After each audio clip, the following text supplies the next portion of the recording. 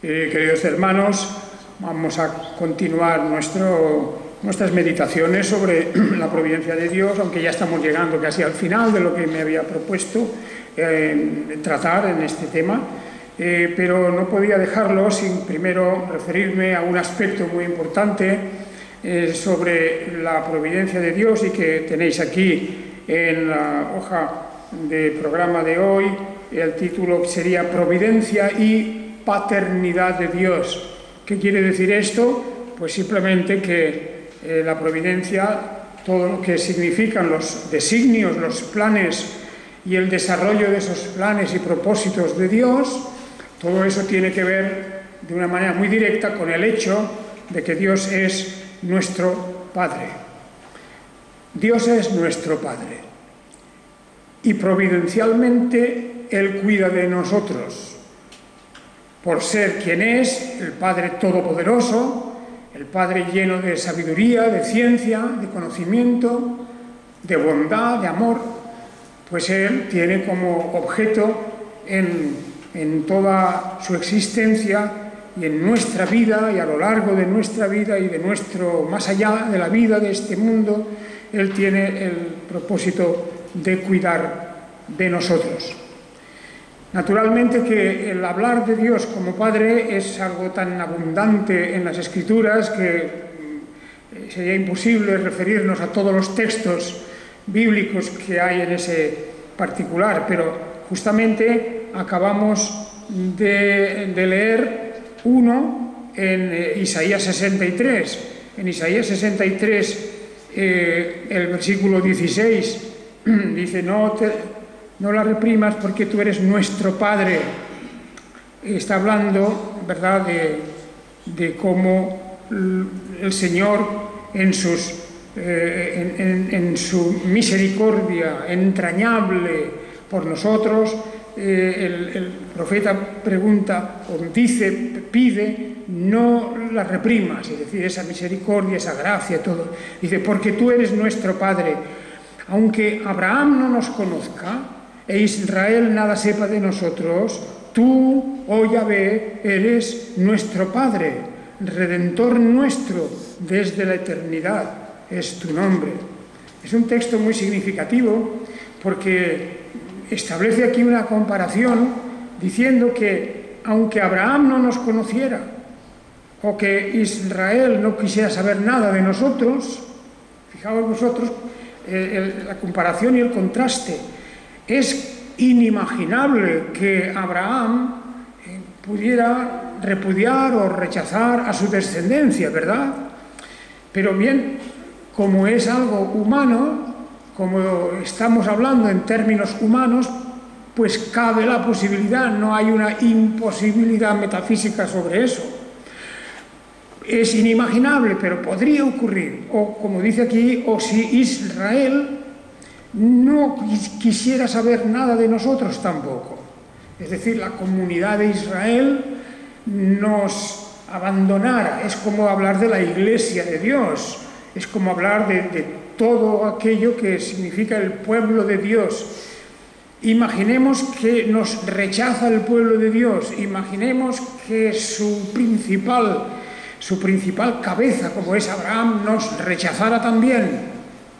Pues Isaías dice, pues tú, con todo, tú, oh Yahvé, eres nuestro Padre, Redentor nuestro desde la eternidad es tu nombre. Eso nos dice Isaías 63, 16 al final de ese versículo.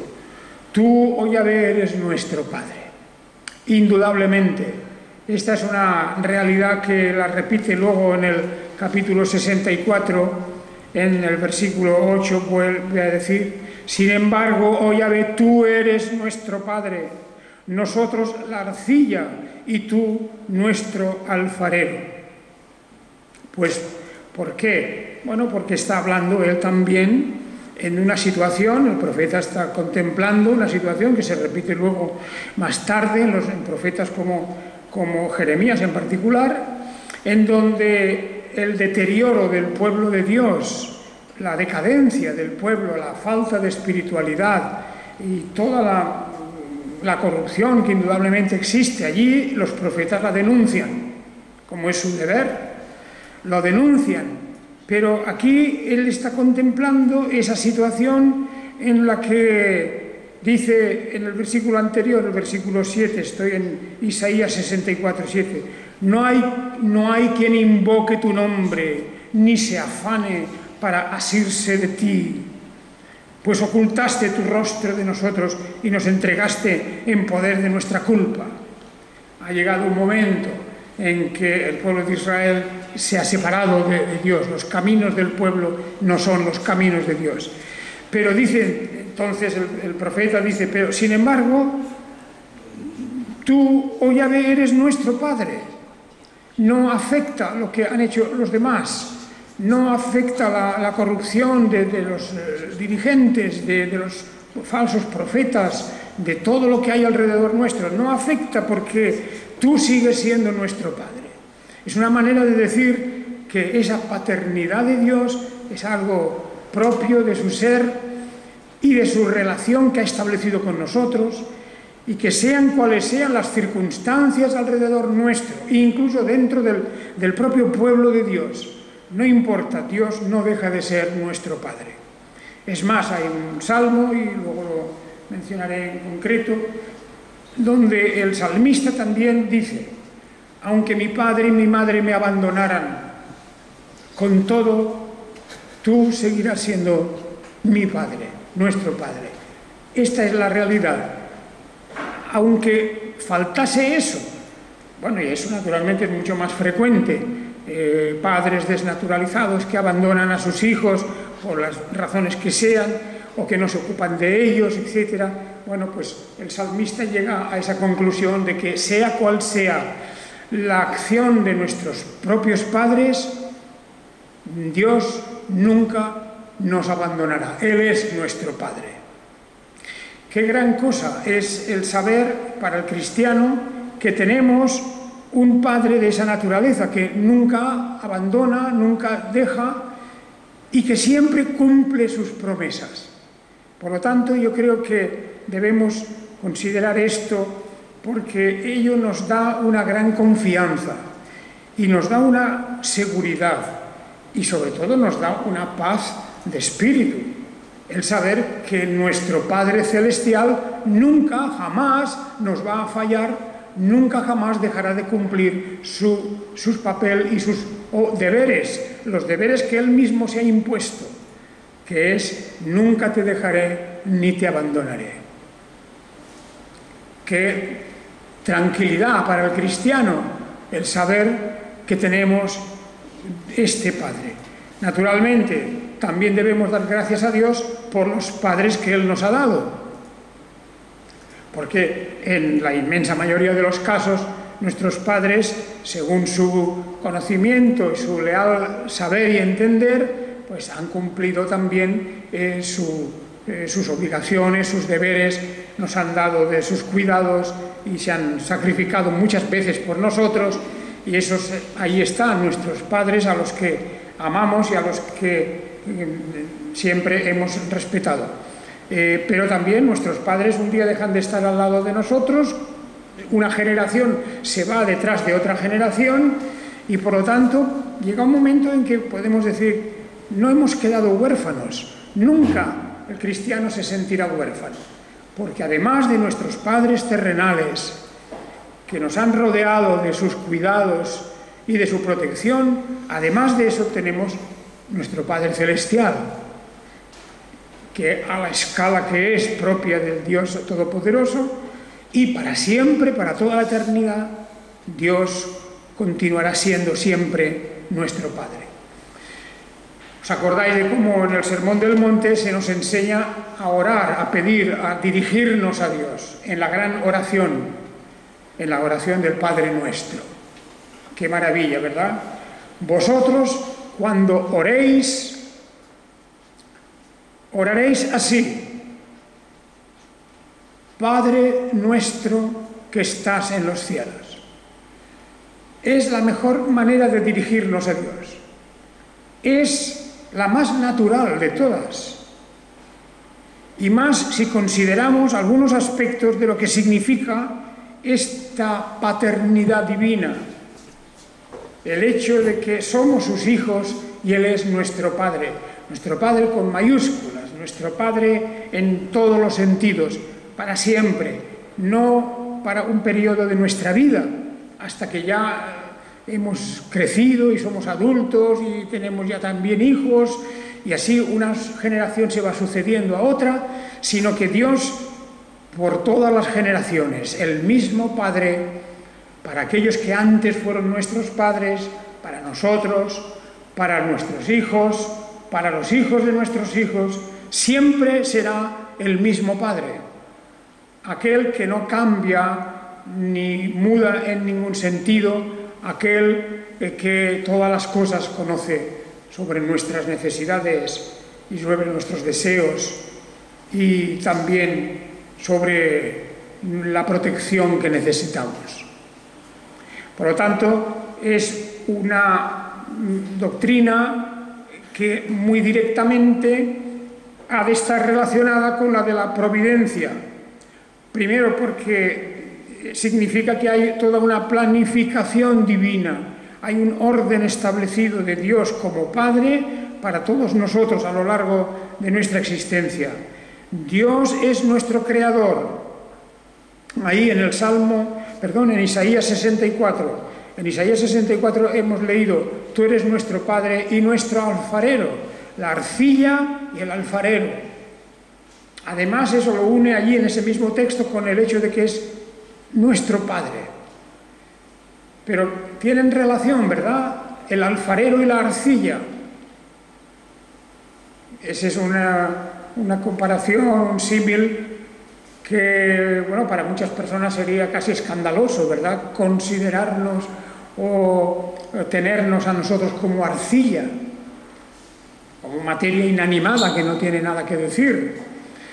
Pero es que esa arcilla es la que Dios ha creado y Dios la está modelando, porque hay una función de Dios como Padre que es una función educadora, una función de formarnos, de darnos forma, lo que hace el alfarero con la arcilla.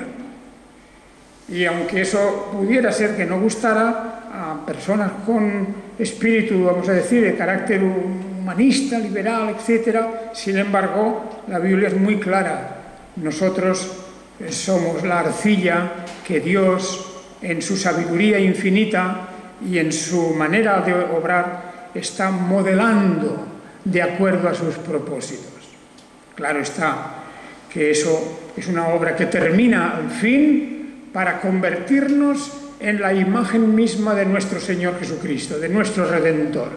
Aquello que hablábamos hace tiempo, de darnos una mente, una mentalidad, de darnos un conocimiento semejante al suyo, es un proceso que a lo largo de toda la vida el creyente, asistido por las Escrituras, va experimentando en sí mismo. El tener la mente de Cristo es una de las funciones educadoras de Dios a través de su palabra. Forma nuestra mente, lo mismo que el alfarero forma la arcilla. Esto lo hemos leído en Isaías 64:8. Sin embargo, oh Yahvé, tú eres nuestro Padre, nosotros la arcilla y tú nuestro alfarero.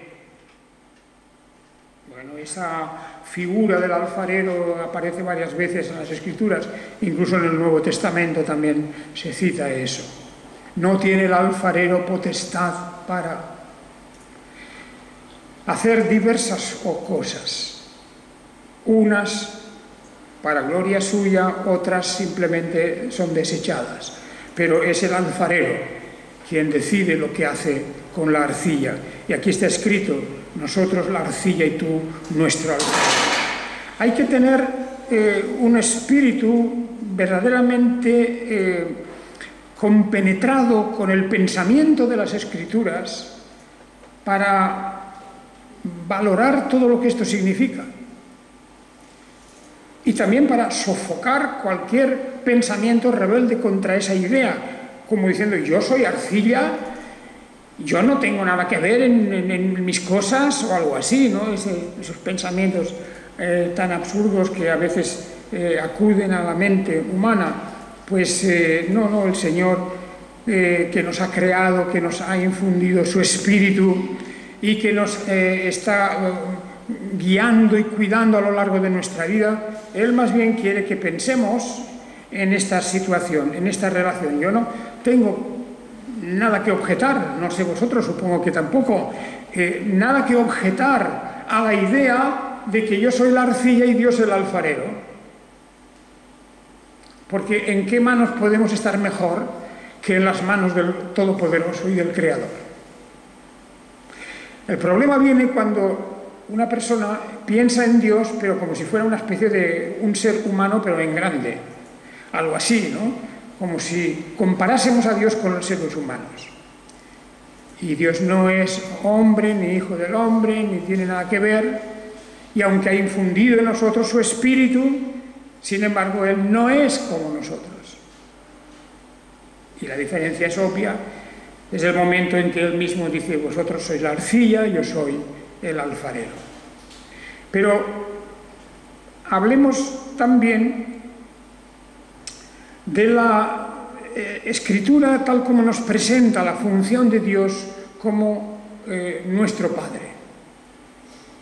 En el sentido de que, ya hemos dicho, es nuestro Creador, pero también en la diferencia que existe. Ya hemos mencionado, pues, aunque Israel, la comunidad, la sociedad, si queréis, en general toda, incluso el núcleo de la familia a veces, aunque uno se sienta como rechazado dentro de esa comunidad en el mundo y por pertenecer a la Iglesia de Jesucristo, pensemos en los discursos de Jesús en el Evangelio de San Juan. El mundo os aborrecerá, porque no sois del mundo, como yo tampoco soy del mundo. Hay una desconexión del cristiano, tiene que haberla, en relación con todo lo que supone el entorno que nos rodea. Nosotros estamos para dar testimonio al mundo, que es otra cosa. Estamos para dar testimonio al mundo, pero nosotros no pertenecemos, ¿no?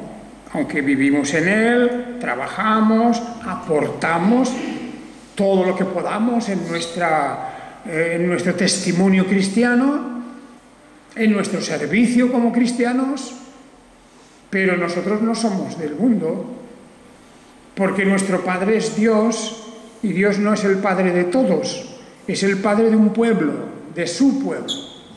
Aunque Dios es creador de todas las gentes que habitan en el mundo, Dios se presenta solamente como Padre de un pueblo. Por eso en Isaías 63 hemos leído esa frase tan importante en el versículo 16, que aunque Abraham no nos conozca, fijaos, no ya solo el mundo, aunque pudiera haber la posibilidad de que el mismo Abraham nos rechazara, o Israel, la comunidad, nos rechazara, tú, oh Yahvé, eres nuestro Padre, Redentor nuestro desde la eternidad. Ese es tu nombre. Gran cosa, el pensar en Dios en esos términos. Al fin de cuentas, como verdadero y auténtico Padre, no solamente ya en el sentido de nuestros padres aquí en este mundo, biológicamente, etcétera, todo esto, pero como Padre en eterno y para todas las circunstancias y en todo momento, el único Padre que tenemos es nuestro Padre eterno, nuestro Padre Dios. Por eso oramos, Padre nuestro. Padre nuestro. Eso nos tiene que dar motivos como bien sabemos, en parte de la función educadora de Dios es que Dios nos ha dado sus leyes, sus enseñanzas, la Torá, la ley, la enseñanza en realidad, no es una ley, es una enseñanza.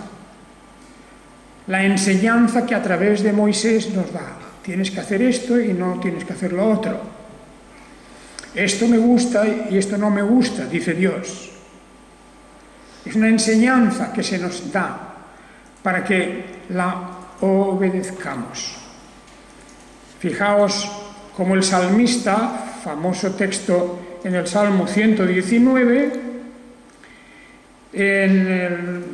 podemos leer de los versículos 33 al 36, pero eso es algo frecuente en todo el Salmo 119, como nos dice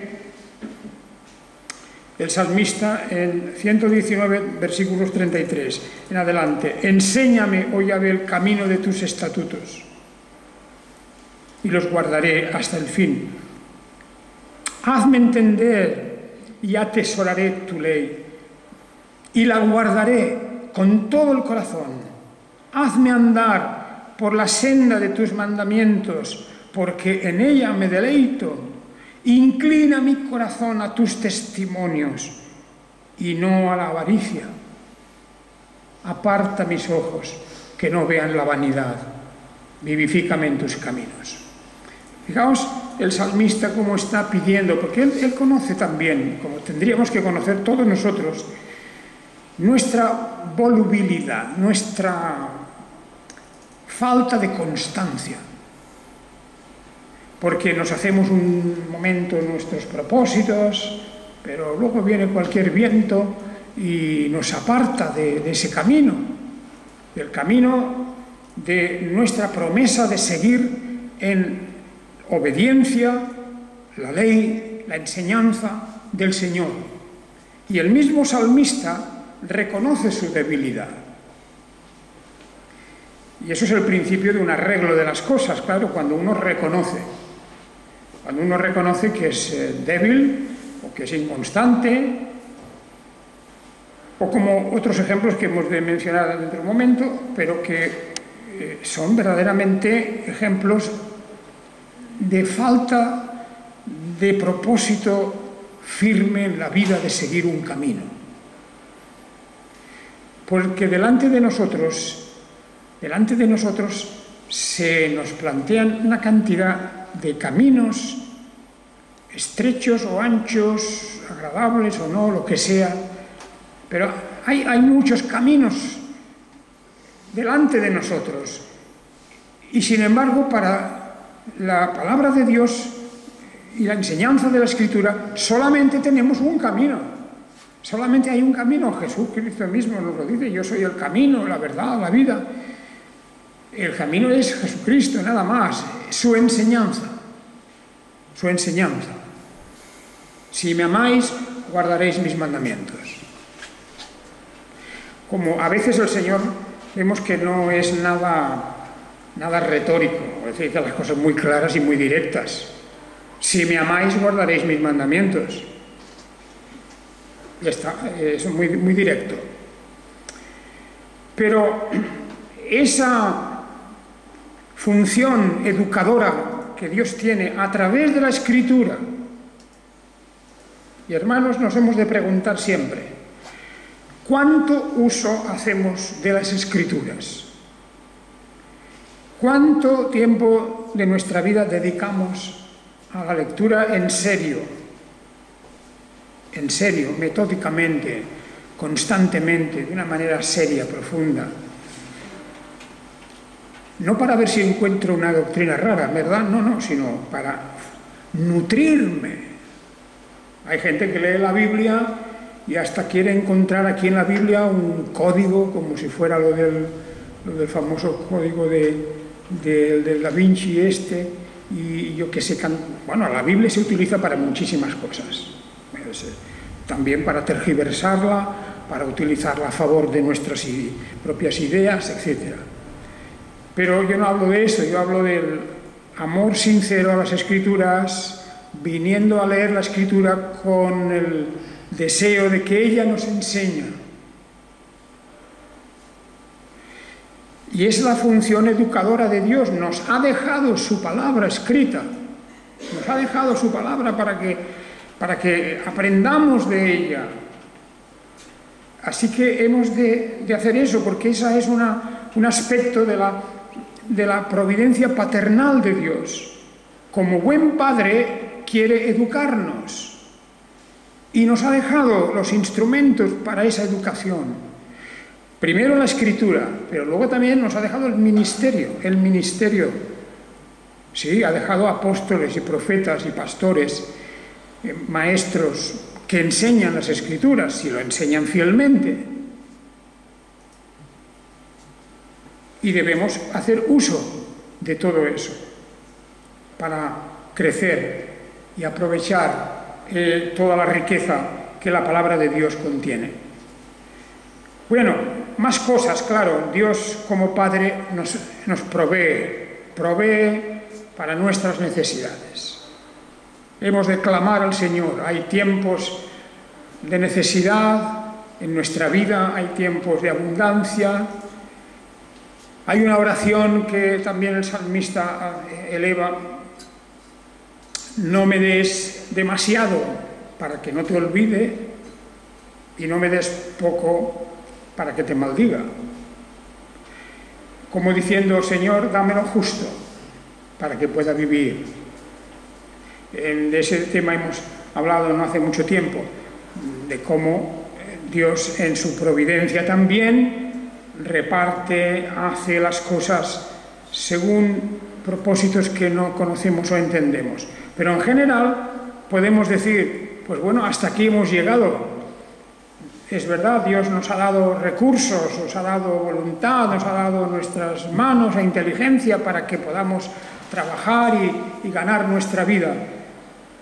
Pero eso, no lo olvidemos, es la provisión que Dios ha hecho. Dios como Padre vigila, guarda para que tengamos esas cosas.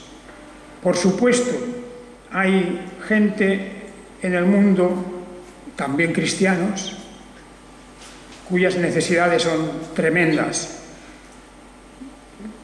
que no van a llegar muy lejos en su vida, en terrenal. Muchos que van a morir de enfermedades prematuramente, también son cristianos ellos. Muchos de ellos, quiero decir, juntamente con otros que no son, que pasan las mismas calamidades. Pero eso no anula la idea de que Dios nos ha dado en este mundo que Él ha creado lo suficiente para que todos podamos vivir. Nunca echemos la culpa a Dios, echémonos la culpa a nosotros mismos. El ser humano, por el pecado, no ha administrado bien las riquezas y los recursos que Dios ha dejado. Dios ha cumplido su parte, dándonos un mundo en donde parece como si fuera ilimitado el número de personas que puedan subsistir gracias a los recursos que Dios ha puesto. A menos que nosotros mismos los estropeemos y los aniquilemos finalmente. Porque ya os he dicho bastantes veces esos ejemplos de aquellos antiguos, no muy antiguos, del siglo XIX incluso, de los siglos XVIII y XIX llegaron a la conclusión de que si la población del mundo crecía mucho, y entonces era ridículo el crecimiento, pensaban: no habrá alimentos para todos, no habrá recursos para todos. Bueno, la población se ha doblado, se ha triplicado, se ha cuadruplicado desde entonces a unas cifras impensables en aquel tiempo, y sigue habiendo para todos si todo se administrara bien. Pero como no hay buena administración, y la codicia humana, la avaricia, la falta de respeto al prójimo, todo eso está ahí, pues claro, hay personas que sufren las consecuencias, y también los cristianos. Otra función que Dios tiene como Padre es la de disciplinarnos. Si nosotros tenemos el mandamiento bíblico de disciplinar a nuestros hijos. De disciplinar quiere decir de corregir en un buen espíritu, menos cuando hay una abierta rebeldía, en donde entonces hacen falta algunos recursos un poco más duros. Pero indudablemente que el padre que no, o el padre o la madre, los padres en general, los padres que no corrigen o no disciplinan a sus hijos, es porque no aman a sus hijos. Esa es una sentencia bíblica. El dejar a nuestros hijos sin disciplina quiere decir sin educación, sin orden, etc. Yo a veces, pues claro, como pues uno viaja y ve, está en un sitio, está en otro y ve cosas y tal, pues a mí me maravilla como he visto las dos cosas. Aquellos padres que se han preocupado con mucho éxito además y con sabiduría de disciplinar en un buen sentido de la palabra. Disciplinar no significa pegar, por lo menos no siempre, ni mucho menos. No significa pues estar siempre reprendiendo y castigando violentamente, pero sí que con firmeza ciertas cosas se permiten y otras no. Unas se toleran y otras no. Y tiene que haber unas reglas claras donde los hijos sepan lo que pueden hacer y lo que no pueden hacer. Y Dios lo hace así con nosotros. Dios también nos disciplina. Y eso es el por qué nosotros también debemos de disciplinar a nuestros hijos. Porque si Dios no nos disciplinara, es que Dios no nos amaba. Es así. Por lo tanto, esa disciplina, y acordaos de esas palabras que son muy propias, en este caso, en la carta a los Hebreos, y cómo allí se habla precisamente de esta cuestión, porque a veces puede ser un misterio por qué Dios nos hace pasar por situaciones tan difíciles en las que percibimos que puede haber algo de la disciplina. Lo que es evidente es que existe una disciplina. Dice, ya habéis olvidado la exhortación que como a hijos se os habla diciendo, hijo mío, no tengas en poco la disciplina del Señor, ni desmayes cuando seas reprendido por Él. Porque el Señor al que ama disciplina y azota a todo aquel que recibe por hijo. Bien, aquí habla de disciplina incluso de azotes. En la legislación del Antiguo Testamento las cosas eran muy severas porque el respeto que los hijos deben a los padres es algo que no se puede cambiar, no se puede variar, es un respeto mientras viven nuestros padres, para siempre, porque ahí está toda la historia, más o menos brillante, de su ejecutoria como padres, y por el hecho de ser nuestros padres hay un mandamiento específico que dice honrarás padre y madre. Y eso no significa honrar, en fin, como con indiferencia, claro, una persona puede estar al lado de otra y ni hablarla, y puede parecer, bueno, no la... Pues sí, la ofende, claro, porque la indiferencia también es una ofensa. Pero lo que se nos dice aquí claramente es que Dios al que ama disciplina. Y nosotros, dentro de nuestra vida, muchas veces nos quejamos de si nos van mal las cosas, de si esto, y no se nos ocurre pensar a veces que Dios está aplicando una disciplina.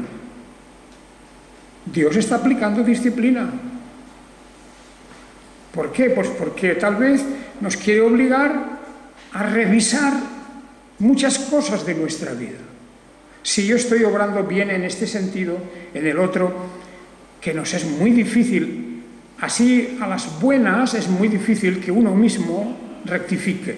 Si Dios no hace nada, uno sigue su camino y no quiere pensar que está haciendo algo mal, porque hay un orgullo dentro de nosotros que nos impide, bloquea la idea de decir algo yo estoy haciendo mal. Y esto es la disciplina del Señor. Pues es muy posible que sea así.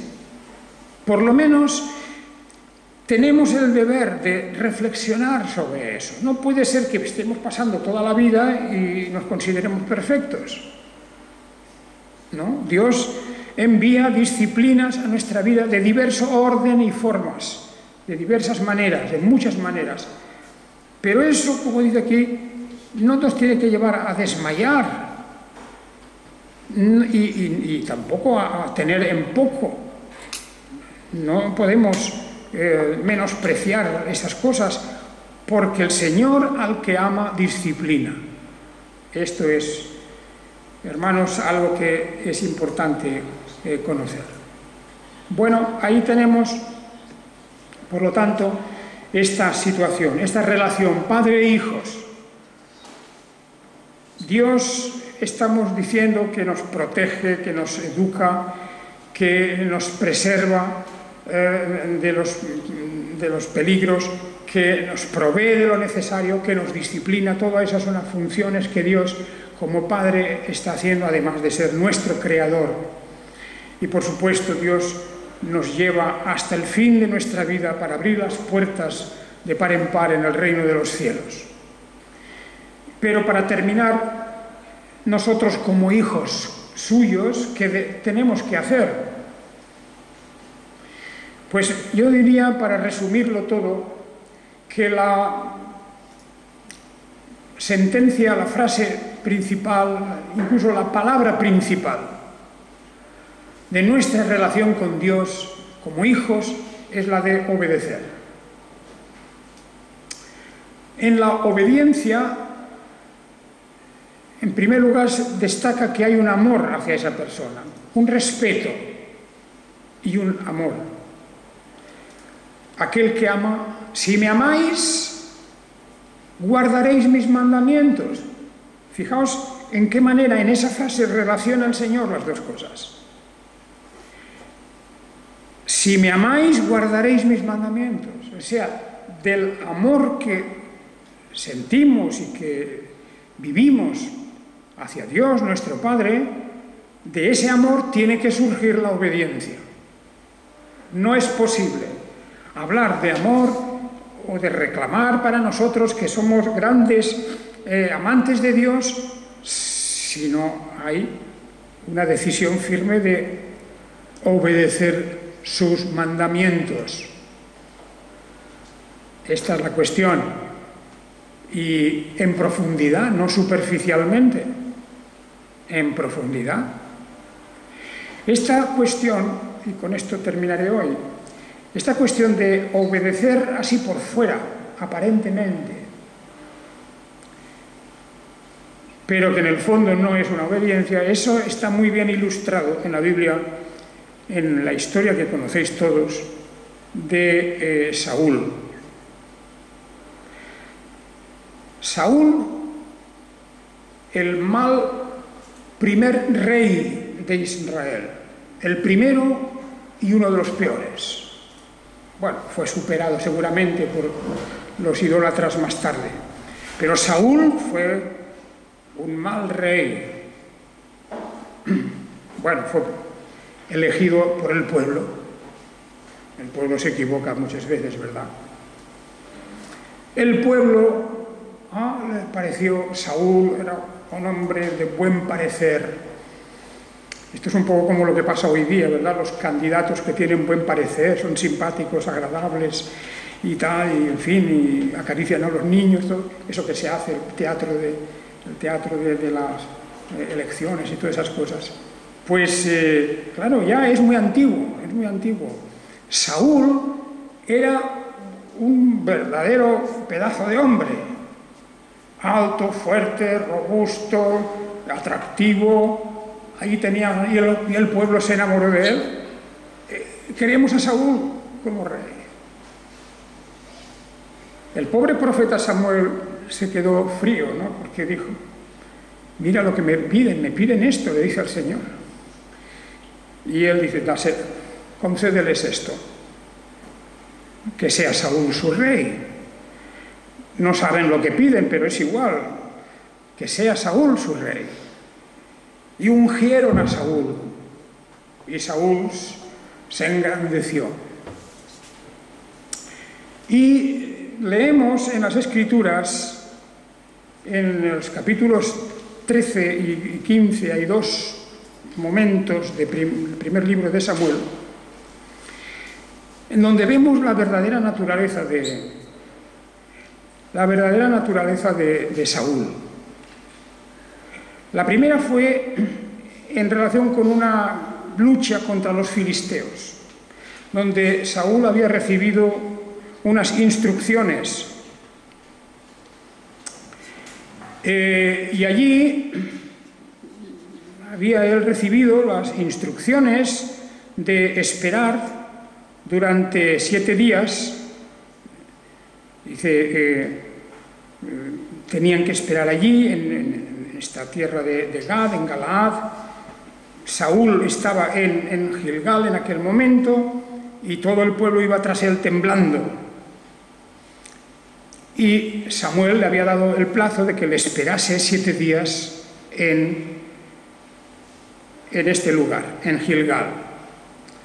Y él dice, esperó, dice, primero de Samuel 13:8. Os recomiendo que leáis esta historia de este capítulo otra vez. Él esperó 7 días conforme al plazo que Samuel había fijado, pero Samuel no llegaba a Gilgal y el pueblo desertaba. Entonces dijo Saúl, porque Samuel le había dicho, tú espérate allí, que cuando yo llegue ofreceremos un sacrificio al Señor. Y entonces dijo Saúl, traedme el holocausto y las ofrendas de paz. Y él mismo ofreció el holocausto. Él no era quien para ofrecer el holocausto, porque no era ni sacerdote, ni profeta, no tenía la autorización de Dios. No tenía la autorización de Dios para hacer eso. Pero él mismo ofreció el holocausto. Y cuando acababa de inmolar el holocausto, he aquí Samuel que llegaba. El retraso de Samuel, pues tal vez no fue ni al terminar el 7º día, o de horas, es decir, no dio ningún margen. Parecía como que estaba esperando a que se cumplieran los 7 días y entonces él mismo ofreció el holocausto. Y Samuel le dijo, ¿qué has hecho? Y Saúl le respondió, ciertamente vi que el pueblo desertaba y que tú no llegabas en los días fijados y que los filisteos estaban reunidos en Micmas, y me dije, los filisteos descenderán ahora contra mí en Gilgal y yo no he apaciguado a Yahvé, así que me esforcé y ofrecí el holocausto. Bueno, aquí lo presenta todo muy lógico, muy bien explicado, parece que tiene su fundamento, pero la realidad es una, ¿verdad? Que él ha metido su mano en algo sagrado, que no le corresponde a él. No podía pensar otra cosa más que en las circunstancias que le rodeaban. Y Samuel dijo a Saúl, has actuado neciamente, no has guardado el mandamiento que Yahvé, tu Dios, te ordenó. Pues ahora Yahvé hubiera confirmado tu reino sobre Israel para siempre. Pero ahora tu reinado no será duradero. Yahvé ha buscado para sí un hombre según su corazón, al cual Yahvé ha designado como caudillo sobre su pueblo, porque tú no guardaste lo que Yahvé te ordenó.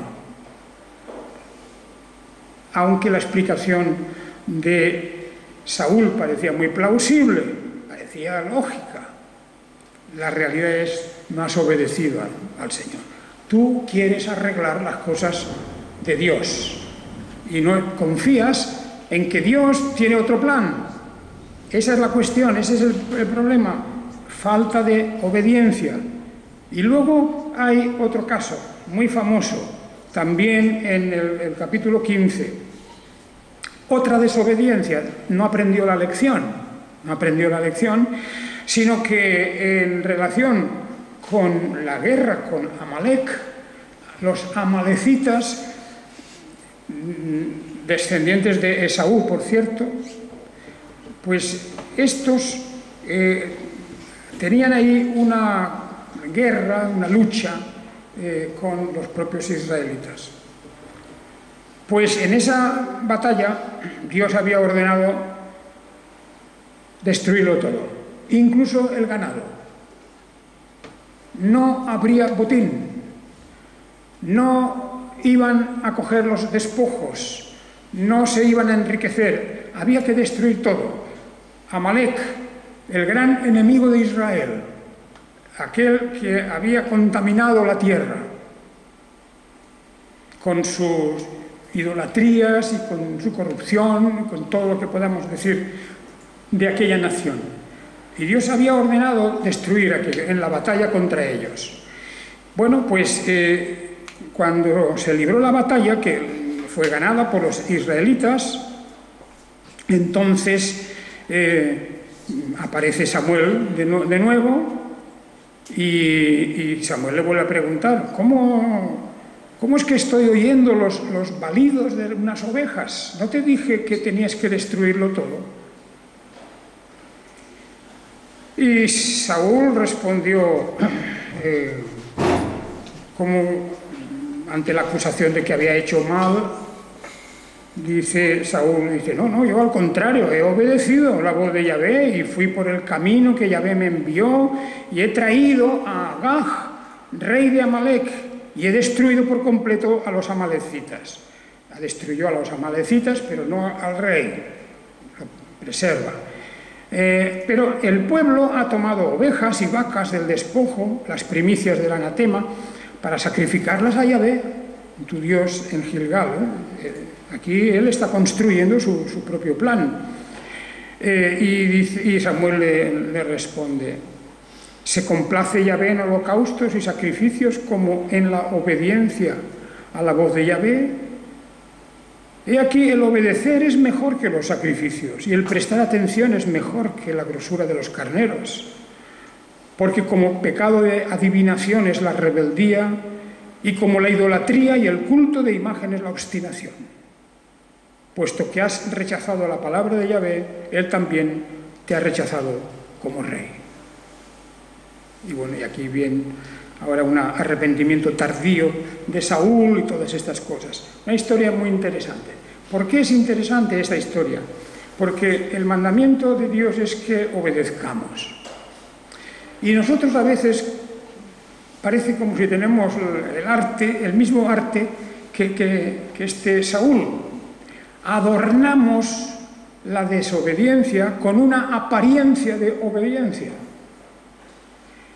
Hay una apariencia de obediencia que en realidad es una desobediencia, porque aquí él, bien, sí, lucha contra los amalecitas, destruye a los amalecitas, el ganado no, al rey tampoco, porque él piensa que eso es mejor que lo que le ha dicho Dios.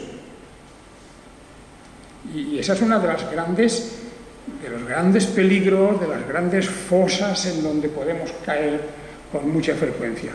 Para cumplir nuestros propósitos, nuestros designios, lo que nos parece que es mejor, podemos cometer un gran error que es disfrazar de obediencia lo que en realidad es una desobediencia. Y bien, hermanos, esta es la cuestión.